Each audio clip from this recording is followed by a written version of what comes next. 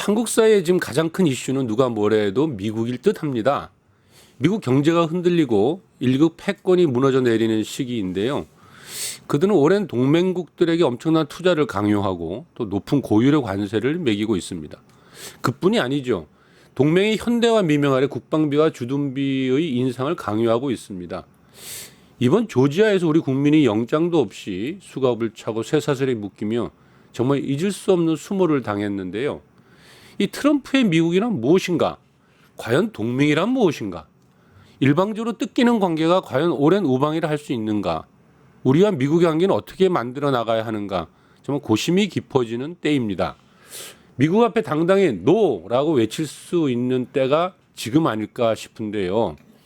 일찌감치 이 상황을 내다보고 이 광야에 선 선지자처럼 우리의 길을 외쳐온 분이 있습니다. 김준영 조국혁신당 의원 나와 계십니다. 네, 어서 오십시오. 너무 거창합니다. 아이고 정말 한미 관계 하루가 다르게 급변하고 있다는 생각이 드는데요.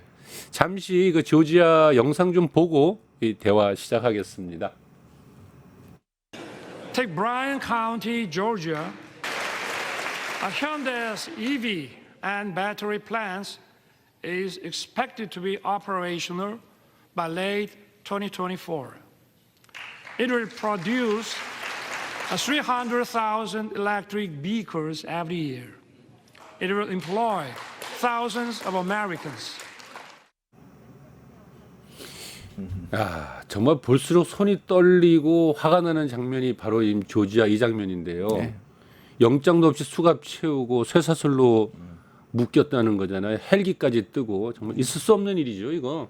저거 그냥 테러범 예. 진압 작전이고요. 테러범 진압 작전. 그리고 저걸 숨기려고 하는 것도 아니고 아예 쇼를 한 겁니다. 예. 완전히 맞습니다. 찍고 좀 뭔가를 이벤트처럼 했다는 느낌이거든요. 예. 지금 요 관련해 가지고 이재명 대통령과 트럼프 대통령 발언하는 내용도 잠깐 보고 넘어가죠. I just heard about that a little while before the news conference, and I would say that they were illegal aliens, and ICE was just doing its job. Well, we want to get along with other countries, and we want to have a great, stable workforce. And we had, as I understand it, a lot of illegal aliens, some not the best of people. But we had a lot of illegal aliens working there. So, you know, look, they're doing their job. That's what they have to do. 미국 이민당국에 의해서 구금됐던 우리 국민들께서 조만간 귀국할 예정입니다. 한미 양국의 동반 발전을 위한 우리 국민과 기업의 활동에 부당한 침해가 가해지는 일이 다시는 재발하지 않기를 바랍니다. 우리 정부는 유사한 사례가 반복되지 않도록 미국과의 긴밀한 협의를 통해 합리적 제도 개선을 신속하게 추진해 나가겠습니다. 의원님, 내 도저히 이해가 안 가는데 저렇게 막 조지아 해가지고 조지아에 투자해달라고 미국에서 싹싹 요청했고 또 윤석열 대통령 가서 큰 소리 막 치고 그랬지 않습니까? 그래놓고 나서 또 저렇게 이미국에서는 무슨 테러범들 잡아가듯이 잡아가고 온갖 수모를 다 주고 그래서 지금 도대체가 이런 일들이 막 벌어지는데 전 도대체 이 문제가 왜 벌어지고 무슨 이유인지도 모르겠고 해결책은 또 뭔지도 모르겠고 합니다. 저 영상 세 개에 대해서 일단 좀 나눠서 봐야 될 것 같은데요. 예. 그 미국이 왜 저러냐는 조금 뒤에 이야기하고 예. 지금 국민의힘이 이번 사태를 두고 계속 이번 정부를 계속 제가 이제 외통위에서 아니 뒤통수 맞은 사람을 뭐라 그러지 않고 그렇죠. 뒤통수 때린 사람을 예, 뭐라 하느냐고. 했는데 또 우리 이런 거죠. 쉽게 속마음 우리 트럼프 형님한테 무슨 짓을 했길래 트럼프 형님을 저렇게 화나게 했냐. 그렇죠. 뭐 이딴 식으로 접근을 했는데 예. 아까 지금 조지아 이야기하면서 제가 그때도 이걸 얘기를 했습니다. 우리가 미국의 바이든이 4년 동안 전 세계로부터 200조에 가까운 투자금을 받았는데 그때 1,330원이니까 우리 거의 1,000억 불, 133조를 우리가 투자를 했습니다. 그 중에 가장 많이 한 게 이 조지아입니다. 거의 전체 70%를 우리가 냈는데. 그리고 자랑했잖아요. 예. 그러면 그 당시에 트럼프도 아니고 예. 트럼프처럼 반이민 정책도 아닌데 예. 우리 이만큼 투자할 테니까 비자 코타 이거 무제한으로 해주세요. 예. 하면 다 들어줬을 겁니다. 그렇죠. 그러니까 이 사람들은 미국한테 요구할 줄 모르는 사람들이었어요. 자 그때도 얘기했지만 500불씩 전기차에 붙는 보조금도 못 받았습니다. 못 받았죠 결국. 얼마나 못 받았으면 미국 기자가 한국 이렇게 투자하는데 왜 이렇게 관세하냐고 미국 기자가 항의했던 적이 있습니다. 맞아요. 기자회견에. 고리가 있고요. 그래서 이것은 윤석열 때부터 미국에서 안 한 거고요. 물론 이번 정부도 아주 짧은 기간에 큰 틀만 협상을 했기 때문에 이 문제를 못했을 수도 있는데 그냥 향후에 해야 될 거고요. 예. 두 번째는 트럼프가 왜 그러냐. 왜 그러죠? 지금 보면 할 일을 했다고 또 얘기하잖아요. 예, 자기도 할 일이 지금까지 우리나라 사람들을 저를 포함해서 분노케 하는 것은 사고 한마디 없습니다. 합법적으로 당연한 일을 했다고 그랬습니다. 그래서 제가 또 국회의원 위통해서 뭐라고 했냐면 여기 있는 관광 비자로 와서 불법적으로 영어 가르치는 사람 만약 우리가 저런 식으로 하고 트럼프식으로 했다면 난리가 날 것이고요. 만약 중국에서 저렇게 했으면 극우들 보수들 중국하고 전쟁하자고 그랬을 거예요. 그랬죠. 완전 근데 현중 반중 난리 났겠죠. 지금 아무것도 못 하잖아요. 예. 트럼프가 왜 저런지 트럼프도 저는 아뜨거 했을 거라고 봅니다. 왜냐하면 트럼프의 두 가지 중요한 정책이 부딪히고 있습니다. 아, 그렇죠. 하나는 뭐냐면 반이민입니다. 너무나 잘 알듯이 반이민. 예. 그래서 이 이민국하고 아이스하고 단속국하고 그다음에 홈랜드 시큐리티가 성과를 내기 위해서 저렇게 대규모 이벤트를 한 겁니다. 그렇죠. 그런데 한국이 잡힌 거죠. 하필이면 하필이면 한국이 잡혔고 우리 소문에 의하면 저기에 있는 히스패닉들은 정보를 해서 다 그날 월차나 뭐 일진 다 안 나왔다는 거 아니에요? 그걸 떠나서 그러면 반이민이 없이 미국이 과연 제조 부활을 할 수 있느냐? 그러니까 이민자 기술 없이 그렇죠. 외국의 기술 협조가 안 된단 말이에요. 한쪽에서는 제조업을 한다고 외국의 기술과 투자를 받으면서 다른 쪽에서는 이민을 제한시키는 하는 것. 이 두 개가 안 맞는 거죠. 서로가 충돌을 하네요. 충돌을 하는 겁니다. 예. 그러니까 처음에 합법적으로 했다 그래놓고 점점 시간이 갈수록 사과는 주고도 안 하는데 왜냐하면 그게 자기 아젠다니까. 예. 그런데 우리가 노동력이 필요하다. 배우려면 배워야 된다. 예. 우린 나쁘게 외국 노동자라고 나쁘게 지내고 싶지 않다. 이렇게 두 가지 다른 얘기를 하는 겁니다. 그러면 지금 현재 이 문제에 대해서는 따르게 지금 해결책이 어떻게 될까요? 이 문제는? 그러니까 이제 뭐 이런 그런 말 하죠. 계기가 될 거다. 이 정도 되면 예. 그러면 미국에서 비자 고용 비자 잘 내줄게 예. 안 내줄 거냐 내줄 것 같다 계기가 돼서 예. 우리도 좋게 해석하는데 어제 아침에 예. 또 나온 거 있죠. 돈 달라는 거. 또 수수료가 1억 4천. 근데 보시면요. 예. 우리나라 저 고용 비자를 1년에 2,000개 정도 받거든요. 예. 그 돈만도 얼마인지 아세요? 고용 1억 비자 4천씩. 받는데. 만약 10만 불씩 붙이면 예. 그것도 1,800억 정도 될 건데요. 아니 우리가 미국에서 투자해 달라고 해가지고 일하러 가겠다고 하는데. 비자료만 1년에 1,800을 미국에 또 갖다 바쳐야 됩니다. 예. 저걸 그대로 한다면. 아, 진짜 그러니까 이거는요. 총만 안 들었지. 강도네요, 강도 정말. 그냥 제가 표현하기를 관세는 할부고 예. 다른 거 없다 치더라도 할부고 이거는 일시금입니다. 아, 투자는. 그러니까 이거는 예. 우리가 스톱 시켜야 됩니다. 스톱을 시켜야 된다. 스톱 시키고 예. 그래서 미국이 정말 제발 와서 해달라. 싹싹 빌 때까지. 싹싹 빌 때까지 우리는 시간을 끌어야 될. 왜냐? 이 정도의 기술과 이 정도의 고용 창출과 이 정도의 공장을 지을 수 있는 나라는 우리밖에 없어요. 근데 제일 큰 문제는 그렇게 안 가겠다고 딱 버티면 우리나라 이 보수 언론들과 이 야당에서 떠들어댈 것이 될 걱정입니다, 도리어. 난리가 나겠죠. 근데 예. 저는 이번에 우리 국민들이 약간 각성한 것 같아요. 아, 그래서 제가 초기에 이런 걸 가지고 바로 제가 저기 카터 그 버디 카터 예. 하원 의원 지금 아까 나왔지 않습니까? 예. 그리고 브라이언 캠프 주지사한테 전부 다 제가 항의 사안을 보냈고 예. 그다음에 디플로맷이라는 잡지에다가 제가 이게 아까 포함한 여기 있는 불법 취업하고 있는 영어 교사들 한번 해볼까라고 보냈습니다. 제가. 그때만 하더라도 민주당 의원 다른 의원들이 진보 측에서도 약간 미국한테 저렇게 해도 되나 또 국내적으로 그러면 지금 말씀하신 보수가 다 일어날 거 아니냐고 했는데 예. 우리 국민들이 저걸 미국에 대한 환상이 깨지고 분노가 엄청나죠. 분노가 예. 엄청난 거죠. 우리가 예. 1950년대 60대 못 살 때 우리가 아닌데 그렇죠. 아직 그런 취급을 받고 있다고 생각하는 거죠. 우리 민족의 자존에 대한 문제를 건든 것 그러니까 같아요. 우리는 저항하는 민족이거든요. 예. 친절할 땐 친절하지만 저는 이거 대각성이 싫어라고 생각을 해요. 그래서 보수와 이쪽에서 때리는 것이 옛날처럼 예. 그렇게 그 효과를 발휘하지 못할 수도 있다. 그러면 아무튼 이 문제는 절대로 쉽게 이 포기해서 물러설 문제가 아니고 아무튼 끝까지. 그럼 이렇게 이것도 예. 시험해보면 됩니다. 우리한테만 그러면 1억 4천만 원 하지 말고 프리로 해라고. 프리로 해라. 그러면 하겠다 하면 됩니다. 다른 나라에 받는 건 우리 상관하지 않겠다. 예. 오케이. 알겠습니다. 근데 말이 나온 김에 본격적으로 이 문제를 다뤄봐야 될 것 같은데요. 지금 미국 관세 문제하고 이 투자 협상이 난항을 거듭하고 있잖아요.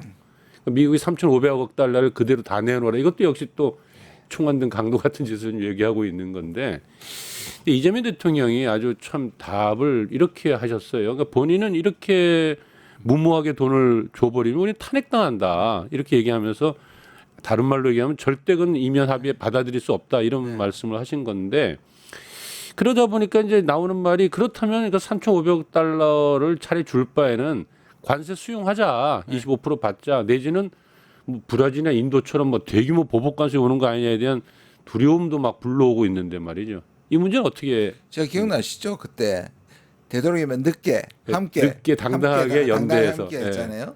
그때 제가 이렇게 얘기했습니다. 일본이 저렇게 먼저 하고 우리가 25% 일본이 15%가 되더라도 협상을 늦게 하면서 그 10%를 제가 수출 보조금을 주자고 했었어요. 그때도. 그러니까 저는 지금 브라질이나 인도처럼 싸우는 거는 오히려 지혜롭지 못하고요. 지혜롭지 못하고. 아까 같이 기다리고 비자 내놔라고 하고 시간 끌고 비자 안 주면 우리 못 간다. 비자 수수료 비싸서 못 들어간다. 못 들어가면 공장 가동 안 하거든요. 그렇죠.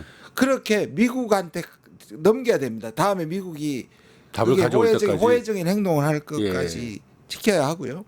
그다음에 그거 기간에 주면 전 수출 보조금 주는 것도 생각해 볼 필요가 저는 있다고 생각합니다. 관세가 높아지면 기업들이 힘드니까. 그렇죠. 그리고 지금 막 그 대통령이 고심이 얼마나 깊었으면 저 말은 뭐냐면 이면 합의를 강요했다는 거예요. 그렇죠. 그러니까 우리가 그렇죠. 3,500억 달러. 3,500억 달러 이거 말씀하신 것처럼 이거는 그냥 현금으로 내놓으라는 거예요. 그러면 그 돈 가지고 자기들이 투자할 것도 알아보고 그다음에 이익이 나면 90%가 10% 떼어줄게.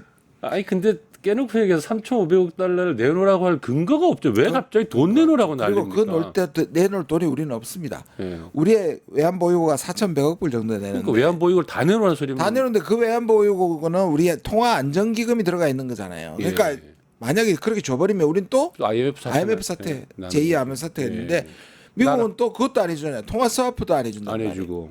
그러니까 이거는 우리 보고 망해라는 거기 때문에 받아들일 수가 없어요. 그래서 아마 이면 합의를 요구했던 게 뭐냐면 사인만 하고 사인만 하고 안 지켜도 된다. 아마 그렇게 얘기했던 것 같아요. 일본도 그런 식으로 일본도 그런 식으로 한 거잖아요. 그래서 기억나세요? 일본하고 합의한 다음에 일본을 못 믿어가지고 또 무슨 장치를 마련했느냐면 분기마다 일본이 제대로 성실하게 이행하는지 보고 안 하면 언제든지 25%를 올리겠다고 협박했던 거. 맞아요. 그랬었죠. 그런데 우리 대통령이 정확하게 그 얘기를 하신 것 같아요. 저쪽에. 일본하고 우린 다르다. 일본은 사인하고도 살아남을 수 있지만 한국은 대통령 2명을 탄핵한 나라다. 매우 현명하게 잘했다고 생각합니다. 저는. 그렇게 온 국민들이 알게끔 탁 까버리니까. 까버렸죠. 미국이 압박이 커오니까 이거는 국민들이 이해할 거다. 평소에 얘기하셨잖아요. 저는 국민을 믿겠다고. 그리고 지금 이렇게 정말 보여줘 공개했고 국민들이 지켜줄 때입니다. 같이 싸울 때입니다. 제가 봐도 정말 이런 어려운 일들은 국민 앞에다 공개를 해서 국민들의 지지를 바탕으로 특히나 미국과의 관계는 풀어가야 된다 싶은데요. 근데 죄송합니다. 더 나아가서 이 안보 이슈를 들고 나올 가능성도 있을 것 같아요. 보니까 이렇게 경제 문제가 제대로 이제 이 관세 협상이 끝이 안 나고 이제 이 끌어갈 때 방위비나 주둔부 인상 또는 전략적 유연성 문제 막 이런 걸 들고 나오면서 풀 수도 있을 건데 오늘 이재명 대통령 오늘이잖아요. 오늘 페이스북에 아주 중요한 발언한 것 같은데 뭐 외국 군대 없으면 자주국방을 못 한다는 건 아주 굴종적인 사고다. 이렇게 아주 단호한 이야기를 탁 던졌어요. 대통령이 제가 보기에는 약간 자신감 얻으신 것 같아요. 그렇죠. 왜냐하면 제가 봐도 이 소위 말해 세 가지죠. 그러니까 우리가 말하는 통상에서는 관세 압박하고 투자 압박이죠. 투자 압박. 그다음에 안보는 세 가지죠. 국방비 올리는 거하고 분담금, 방위 분담 올리는 거하고 전략적 유연성인데 이 세 가지인데 보시면 처음부터 그 얘기를 아마 저는 했을 거라고 봐요. 강도는 달라서도. 왜냐하면 루비오가 군부를 대변하고 있습니다. 국무장관과 지금 그 안보실장을 하고 있고 또 헤그세스도 지금 전략적 유연성에 끊임없이 왜 한미일이 하나의 정부다 이쪽이 이 러시아처럼. 한일이 예.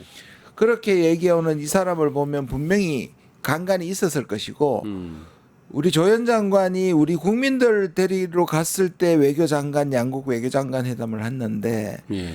우리 측하고 미국 측 발표문이 달랐어요. 음. 우리는 대부분 통상 쪽이었는데 미국은 거기에다 또 방위비를 붙입니다. 아. 분담금을. 머니머신이 열심히 붙어 있군요. 그러니까 그다음 수순인 거예요. 제가 그래서 반대한 게 뭐냐면 통상 압박을 받으면 끝나는 게 아니고 예. 그다음에 여기서 양보를 받으면 또 온다. 또 그다음에 안보 네. 압박이고요. 계속 온다. 그런 부분에서 대통령이 이것도 국민한테 알려야겠다. 라는 것이 라는 것이 오늘의 발언이라고 저는 생각합니다. 맞아요. 저도 오늘 페이스북을 보면서 야, 정말 근본적인 문제가 좀 드러나기 시작을 하는구나 이런 생각을 많이 들었습니다. 그러다 보니까 이제 국민들이 말이죠. 이제 한국 사회에 미국에 이렇게 좀 당하고 있으면 안 된다는 분위기가 아까 좀 많이 높아지고 있고 또 실제로 힘을 모아야 된다고 하는데 얼마 전에 110개 시민 단체들이 모여서 그 조지아주 노동자 강제구금 인권 침해 규탄 그리고 대미 투자 계획 재검토하라 이런 아주 긴급 기자회견이 열리는 장면을 봤어요. 그러니까 한마디로 말해서 이제 이 미국 상품 불매운동까지 하자 이제 이런 이야기들도 막 나오고 좀 이렇게 사진이 나오네요. 저 옆에도 이제 집회도 열고 하는데 어떻게 보십니까? 지금 이런 활동들이 이재명 정부의 활동 영역도 넓혀지고 협상력도 훨씬 키워질 것 같은데요. 실제로 지금 국민적 동의를 좀 구하려고 하고 있잖아요. 우리 지금 대통령이. 제가 기억나는 게 2002년 효순 미선 사건이에요. 효순이 미선이 때. 예. 그 전까지 저는 예. 미국에서 공부를 했고 미국 외교를 전공하고 있는 사람으로서 그 당시 미국이 좀 충격을 받았습니다. 왜냐? 한국에는 그간에 미국을 이런 말을 했어요. 반미 감정이 있고 반미 정서가 있어요. 그러니까 반미주의와 반미 정서가 있는데 한국은 반미 정서도 없는 나라다 그랬어요. 무풍지대라 그랬죠. 그렇죠. 예. 그러니까 반미주의는 뭐냐면 그에 대한 세력화돼 있는 걸 말하는데 예. 없다고. 근데 2002년에 효순 미선 사건을 미국이 너무 가볍게 대하고 그때 한국이 엄청난 시위를 했고 미국은 설명도 없이 이 사고를 일으킨 사람들을 미국으로 그냥 예, 데려가 데려가 버렸다. 버렸죠. 나중에 부시 대통령이 결국 사과했습니다. 근데 그 사과가 문제가 아니고 그다음 미국이 한국도 반미 정서, 반미 감정이 생길 수 있는 나라로 처음 보기 시작했고 그렇죠. 한국인의 감정에 대해서 그때부터 오히려 여야 정치인의 발언보다 훨씬 더 주목하고 있다는 얘기를 제가 그 당시에 들었었거든요. 지금도 마찬가지예요. 예. 그러니까 아까 말씀드린 것처럼 이렇게 보여줘야 미국이 긴장합니다. 그래야 우리를 함부로 하지 않습니다. 저는 제가 그때 영어 강사들 뭐 어떻게 여기 있는 사람들 제가 뭐 저런 식으로 얘기를 하니까 또 진보 진영에서는 우리와 왜 미국같이 똑같이 되냐. 예. 인권 그러니까 격 있게 굴러라 저한테. 예, 근데 노동권 그건 문제. 오해예요. 제가 뭐라느냐면 그렇게 하라는 얘기가 아니라 우리가 실태 조사라도 해놓으면 미국이 저러겠느냐. 그렇게 우리가 이 외교의 상호주의거든요. 예. 근데 미국은 우리한테 상호주의가 통하지 않는 거예요. 미국 일방적이에요 우리한테. 그럼 그게 또 우리가 당연하다고. 그래서 제가 그 한때는 그걸 가스라이팅이라고 불렀고 그 때문에 제가 외교관 원장에서 그때 엄청 고초를 당하기도 했었죠. 그랬죠. 그러니까 저는 이번 사건을 계기로 근본적인 문제 해결을 위해 첫 걸음을 내딛었으면 좋겠다 이런 생각이 드는데요. 예를 들면 말이죠. 미국과의 협상을 잘하기 위해서도 그렇지만 우리나라의 미래를 위해서도 미국에 너무 올인하지 말고 적극적으로 중국과의 경제 협력을 강화한다거나 러시아와 자동차 시장을 뭐 재개한다거나 또 아세안과의 시장을 다변화한다거나 뭐 브릭스 상하이 협력 기구와도 좀 손잡는다거나 뭐 이런 다양한 좀 경제 상황을 극복하려는 노력이 이번에 이런 일을 계기로 해서 좀 이루어지면 좋겠다. 그리고 뭐 뿐만 아니라 사실 한미 동맹보다도 다자 안보 체제 구축을 위한 노력들도 좀 이렇게 제기하면서 근본적으로 한미 관계를 바꾸려는 노력 이런 것을 좀 이번 계기로 좀 진행을 해야 되지 않을까요? 맞습니다. 제가 그래서 이거 역시 뭐 함께 속에 들어가 있는 건데요. 예. 전 세계가 사실은 미국의 지금 횡포 속에 어떻게든 살아남으려고 미국의 말을 듣고 있지만 미국이 지금 이 가운데 잃고 있는 게 바로 신뢰 자본이에요. 그러니까요. 미국이 그간에 소련이나 그다음 중국보다 그래도 전 세계에서 신뢰 자본이라는 게 있었습니다. 그렇지 않습니까? 미국의 민주주의와 미국의 문명국과 그렇죠. 예. 미국의 그런 거 소프트 파워 같은 것들이 믿을만했는데 트럼프가 그걸 다 까먹고 있어요. 다 까먹었죠 정말. 사실 약속을 지키지 않고 언제든지 그 자리에서 국가 협약을 하지 않고 쫙쫙 그어버리고 숫자 바꾸고 지금도 하루 아침에 그렇게 또 수수료를 자기 서명으로 올려버리고. 그러니까요. 그러니까 다른 국가들이 여기에 대한 일종의 완충, 그다음에 플랜 B들을 생각하고 있을 거예요. 그러니까요. 지금이야말로 외교 다변화의 찬스입니다. 찬스다. 그리고 이 외교 다변화는 미국이 실제적으로 민주주의도 내부적으로 무너지고 있거든요. 예. 그래서 한국이 지금 민주주의를 회복했습니다. 음. 그리고 한국이 여기에서 극우들을 어떻게 극우들의 도전을 위협을 이겨내고 자유무역에 대한 도전을 이겨내고 이런 것들이 오히려 미국한테 싸우고 있는 인도나 브라질보다 예. 한국이 오히려 이런 국가들과 함께 소위 말하는 중견 국가들 사이에서 리더가 될 수도 있습니다. 근데 그런 거에 비한다면 우리나라 외교부가 정말 분통이 좀 터진다 할 정도로 굉장히 그 미국의 이러한 모습들에 대해서 제대로 대응을 못하는 것 같아요. 다른 부서보다도. 그러니까 예를 들어서 이런 막 쇠사슬 묶여가고 하면은 정말 미국 대사 당연히 불러다가 막 호통치는 게 맞는 거죠. 보통 이럴 때. 제가 처음부터 얘기했어요. 왜 초치 안 하냐고. 네, 조치해야 되는 일이잖아요. 그럼요. 예. 아니 일본 대사하고 중국 대사는 그렇게 맨날- 밥 먹듯이 하면서 왜 못하는데요? 그러니까 미국에 대한 두려움이 있는 있습니다. 거죠. 있습니다. 예, 미국에 대한 두려움. 그 제가 그렇게 말씀드린 이유도 그거예요. 가스라이팅이라는 게 상대방의 그렇지. 존재가 예. 너무 크게 느껴졌어. 그렇죠. 그래서 그 폭력적인 배우자라든지 그다음에 아주 압도적인 스승이라든지 알아서 그냥 그 알아서 합리적인 사고를 하지 않잖아요. 그런 게 저는 작동한다고 보는데 우리 국민들 가운데도 있을 거예요. 우리가 지금 세계 5위에 오늘 대통령이 얘기한 것처럼 그렇죠. 5위의 군사력과 군사력과. 10위권의 경제력을 갖고 있는데 예. 북한에 실제로 지금 갖고 있는 게 총생산량이 우리 국방비보다 작은데요. 예. 그러면 우리가 이렇게까지 미국 없으면 죽는다고 생각하는 건 일종의 합리적인 사고가 아니에요. 그렇죠. 미국이 우리를 지켜주고 있다는 사고는 합리적이지 않죠. 이건 합리적입니다. 우리가 충분히 지킬 수 있지만 미국이 덤으로 지켜주고 우리가 핵을 개발하지 않기 때문에 미국의 핵우산을 이용해서 견제하는 것에 활용한다. 다시 말해서 용미. 미국을 활용하면 우리 국방비를 줄이고 예. 지킬 수 있다. 예. 아낄 수 있다. 이거는 합리적인데 예. 지금 우리 미국 없으면 북한이 내려올 것이고 우리는 죽고 중국 우리를 꿀꺽할 것이다. 이건 비합리적인 겁니다. 그러니까 제가 보니까 이게 이제 미국에 대한 그런 공포스러워하는 가스라이팅 돼 있는 공미가 있고 또 미국이라면 이제 숭상하는 있죠. 숙미가 있는 것 같아요. 네, 있습니다. 근데 특히나 외교부가 좀 심한 것 같아요. 예. 그래서 제가 외교가에 들리는 한 가지 비밀을 말씀을 드리면 예. 한미 정상회담이 잘 되고 왔을 때 분위기가 우리 같으면 당당하게 하니까 된다. 오히려. 그렇죠. 그런데 외교관 사이에서는 봐라.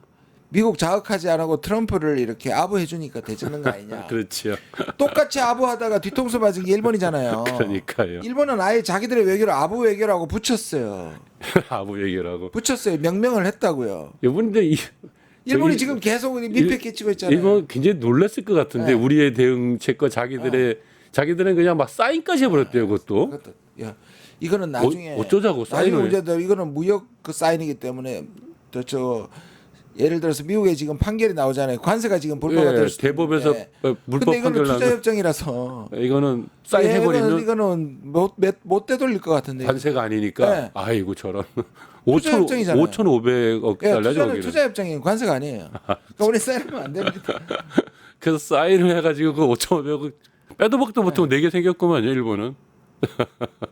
좋습니다. 아무튼 그 한참 미국 얘기를 하다 보니까 최근에 말이죠. 어제 제가 이 광화문 집회가 있어가지고 오다가 좀 약간 좀 길이 막혔는데 보니까 그 손에 성조기하고 찰리 커크 사진이 들려 있더라고요. 그 찰리 커크는 왜 얼마 전인가 9월 10일 날인가요? 미국의 빌더 코리아를 예. 왔었습니다. 왔었죠. 고거는 그 전에 5일 날인가 왔었고 죽기를 9월 10일 날 죽었더라고요. 예, 그렇죠. 예. 그러니까 우리나라에 온 건 5일 전입니다. 맞습니다. 5일 날 와가지고 네. 연설하고 근데 그 연설 내용이 보니까 뭐 그냥 주로 이 참 말도 안 되는 이야기를 많이 하던데 뭐 성소수자 비난하고 여성들 비하하고 뭐 하루라도 빨리 결혼해서 애 많이 낳는 게 일이다 뭐 이런 얘기 떠들고 또 중국 공산당 비판하고 우리 정부에 대한 비판하고 이런 얘기를 하던 사람인데 뭐 소위 말해 우리 지금 극우 집단들, 소위 마가 그룹 마가 그룹과 그러니까 이게 뭐냐면 미국의 마가 그룹하고 한국의 극우 그룹이 지금 연결된다는 뜻이죠.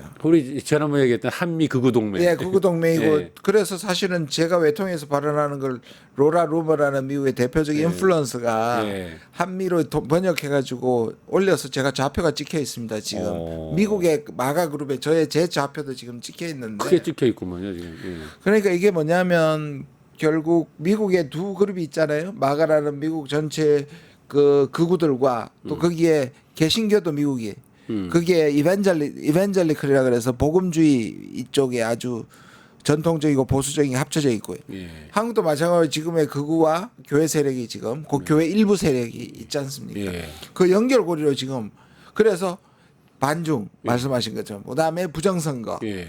그다음에 교회 탄압 교회 탄압. 이런 걸로 지금 반정부 활동을 계속 하고 있는 그러니까요. 겁니다. 그러니까 저는 그 사람이 9월 10일 날 그 유타주의 유타 밸리 대학 캠퍼스에서 연설 중에 총격을 받아 사망했지 않습니까? 그러니까 저희야 물론 뭐 어떤 경우에도 저희는 폭력을 반대하는 그건 아닙니다. 사람들이라서 네, 네. 그래서 뭐 그 폭력을 미워해서도 안 되지만 제가 우려했던 게 그 사람이 죽음을 그렇다고 또 미워해서도 안 된다라는 생각이 들거든요. 그런데 지금 한국에서 오늘 집회를 보니까 우리가 모두 찰리 커크다 막 이런 구호를 들고 있어서 야 이거는 정말 참 이 앞뒤가 굉장히 위험한 우리 한국 내부의 흐름이 있구나 이런 생각이 들더라고요. 그래서 미국 내부에 여러 분파들이 있고 이게 뭐랄까요 이렇게 물방울이 비가 내렸을 때 여기 작은 거 큰 거 이렇게 있다가 이렇게 탁탁탁 붙는 네, 그래서 이거 모여지는. 뭔가 전체적으로 모여지고 그 한계를 구성하면서 어떤 데는 자본을 대고 어떨 때는 종교적 이념을 대고 어떨 때는 차별을 대고 이런 방식으로 지금 전 세계가 특히 네. 한미가 또 영국에서 11만 명이 참여하는 마가 그 집회가 있었습니다. 아 그래요. 그러니까 세계 극우가 이런 뭉치고 방식으로 있구만요. 뭉치고 있어서 우리가 이 부분을 정확하게 봐야 되고 그래서 지금 그 에이펙에서도 사실은 시진핑 올 때 제가 전성절 갔을 때 중국에서 가장 많이 들었던 말이 지금 현중 시위가 그냥 단순한 반중이 아니라 뭐 중국에 대한 악감정이 아니라 이거 조직적으로 커져가고 그래서 대통령이 사실 깽판 발언을 하셔서 정리를 예, 했잖아요. 예. 근데 그조차도 그러니까 이거 여기에 오는 관광객들 상영해서 하거든요. 지금 미국에 여러분들 우리가 만약 간진다면 이 동양 얼굴을 가져가면요. 언제 어디서 길에서 체포돼 가지고 구금될 수도 있습니다. 와. 마치 조지아에서 그러니까 영주권을 갖고 있었는데도 들어갔잖아요. 그러니까요. 그래서 지금 실제로 제가 살던 워싱턴에 군인들이 장갑차와 함께 지금 무장하고 서 있단 말이에요. 수천 명이. 아휴. 특히 민주당 이 지배하고 있는 당들 다 고시들이 다 그래요. 걱정입니다. 아니 저는 그 찰리 커크가 우리 한국에 왔을 때 많이 모였던 게 주로 10대, 20대가 모였다고 하는데 근데 그 수천 명의 애들이 찰리 커크가 막 한마디 할 때마다 USA, USA로 외치는 장면을 보니 너무 섬뜩하게 놀랐는데 그리고 지금 미국에는 이 사람의 그 저기 장례식을 어마어마하게 하고 예. 지금 뭐냐면 이분을 마틴 루터 킹이나 참나. 또는 예수까지 그러게 막 뭐 얘기하고 있으니까. 얘기를 하고 있습니다. 그러니까 그렇게 수많은 여성 비하를 하고 중국을 혐중 발언을 하고 하는 그 극우적인 인종차별적인 발언을 하는 사람을 그러니까 그런 그 로라 루머와 같은 또 마가 그룹과 손이 잡혀 있고 또 모스탄이나 우리 얘기하는 보든첸, 애니첸 이런 사람들과 다 연결이 돼 있어 그렇죠. 한국에 또 이렇게 그를 추모하는 집회가 열리고 이게 이제 하나의 흐름이 전 세계적인 흐름으로 가고 있다라는 거 아닙니까 그리고 지금? 그 돈을 대는 사람이 애니첸이고 애니첸이고 한국에서 또 정영진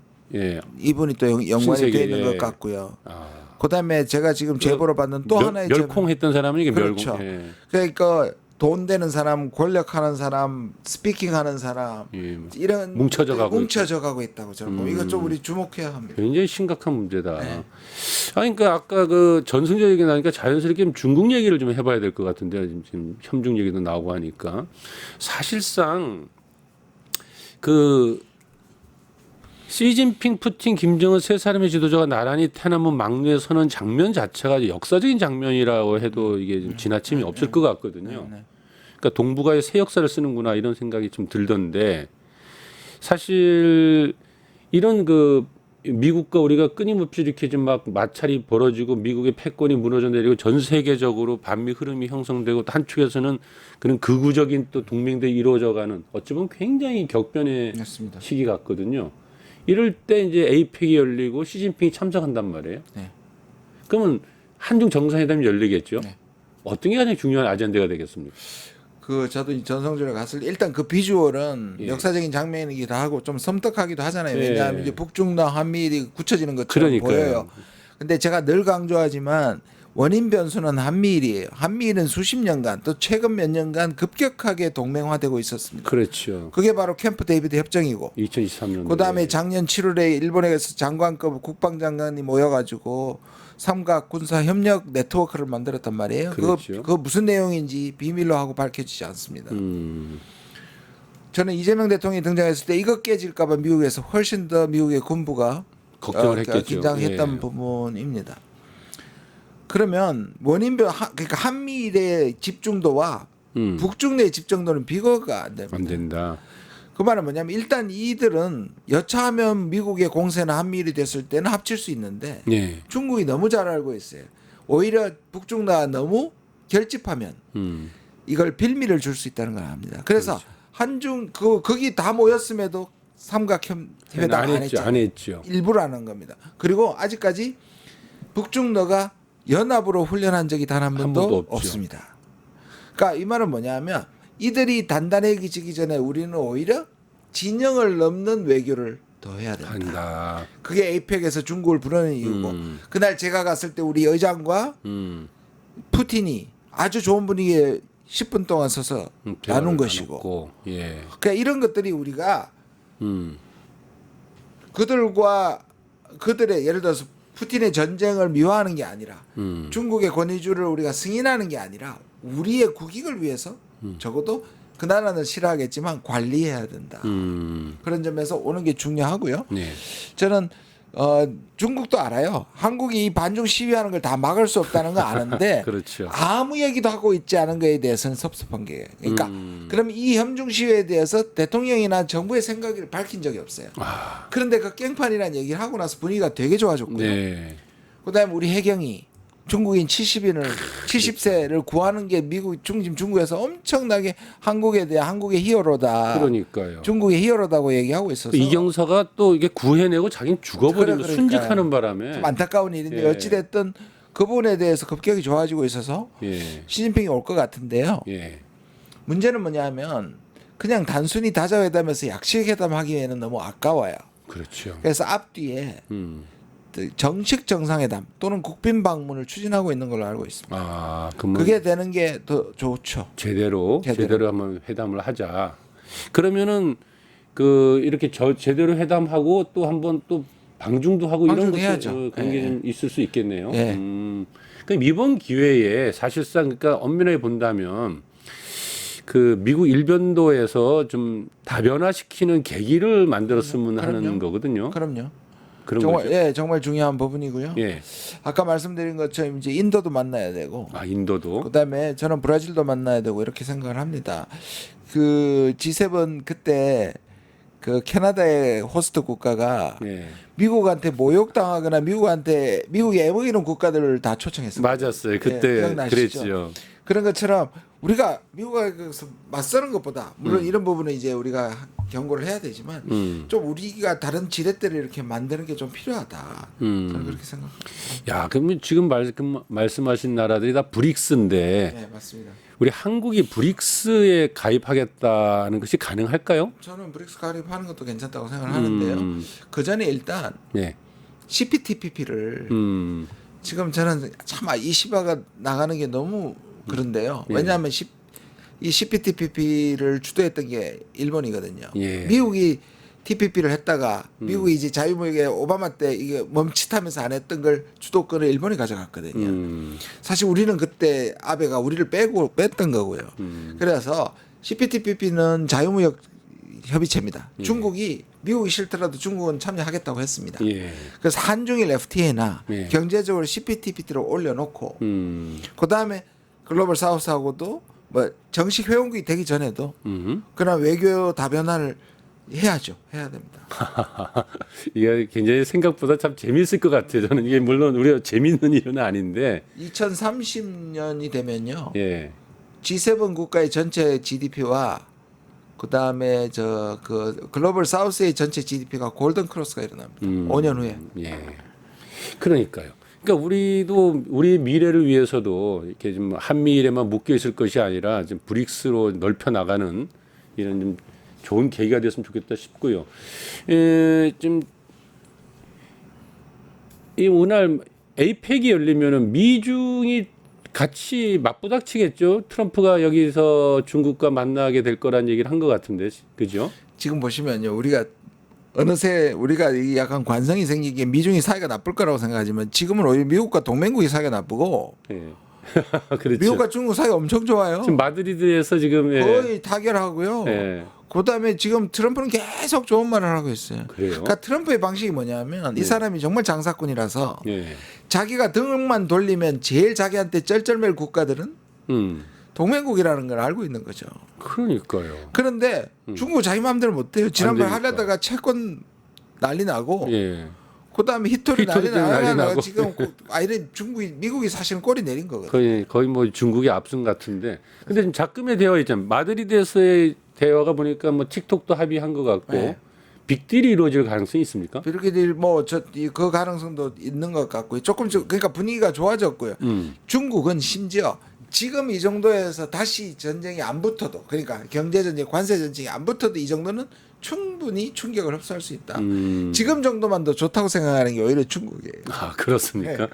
그러면 근데 더 좋아질 가능성도 있습니다. 그럼 이번에 이제 이 에이펙에서 많이 만나게 되면은 뭔가 크게 축이 움직일 수도 있겠네요. 뭐 그럴 수도 있겠죠. 여기서 이제 둘 다 오게 되면 아무래도 또 따로 회담을 할 수도 있어요. 그 약식 그 마찬가지 우리와 마찬가지 약식 회담으로는 부족할 수도 있을 겁니다 아마.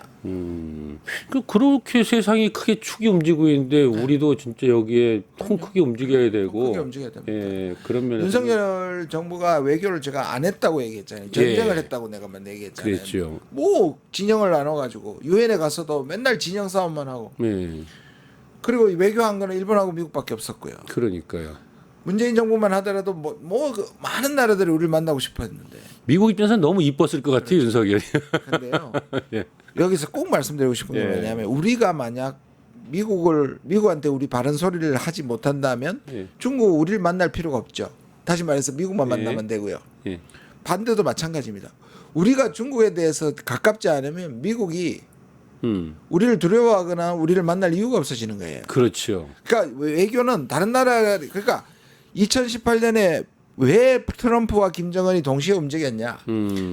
김정은이 보기에는 우리가 미국을 움직이는 것처럼 보였습니다. 특사 보내가지고. 예.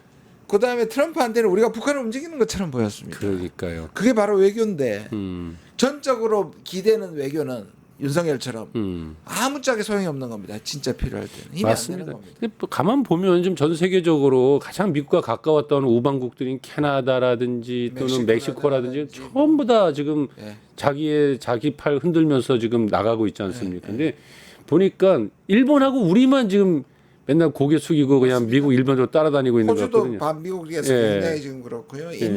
인도는 어마어마한 미국이 중국 대체물로 생각했던 국가인데 지금 예. 완전히 돌아섰죠. 그러니까요.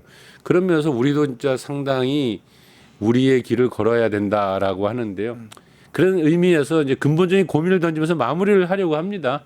도대체 트럼프의 미국은 우리에게 뭐냐? 오랜 기간 만들어져 왔던 한미동맹의 신화를 그냥 꼭 지고 그것만 살 길이라고 쫓아가기에는 너무 많은 문제가 우리에게 좀 다가오고 있는데요. 자, 이제 늘 이렇게 말씀하셨어요. 뭐냐면 느리게 해라. 그러니까 미국과 협상 느리게 해라.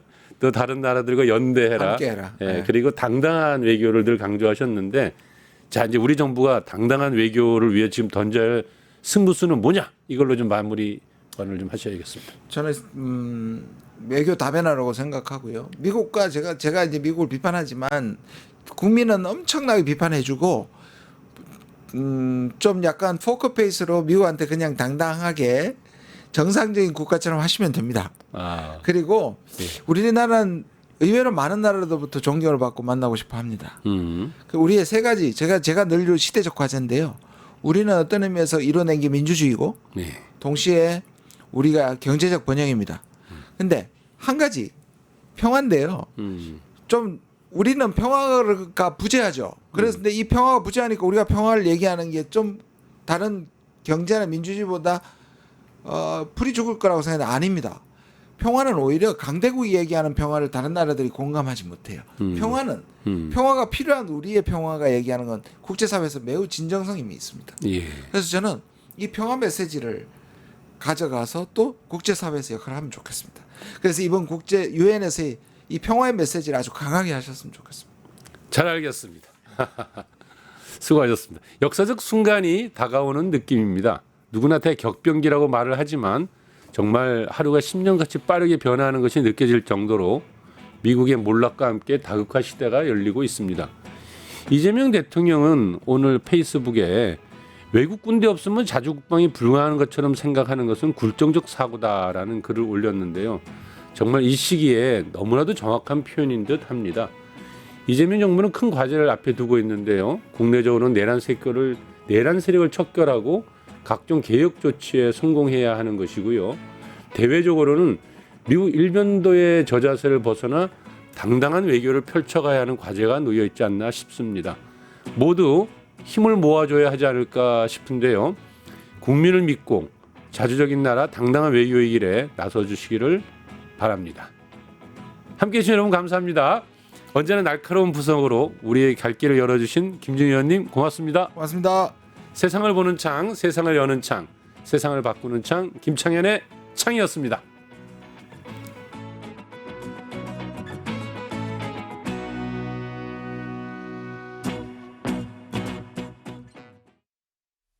파파파파 증권홍파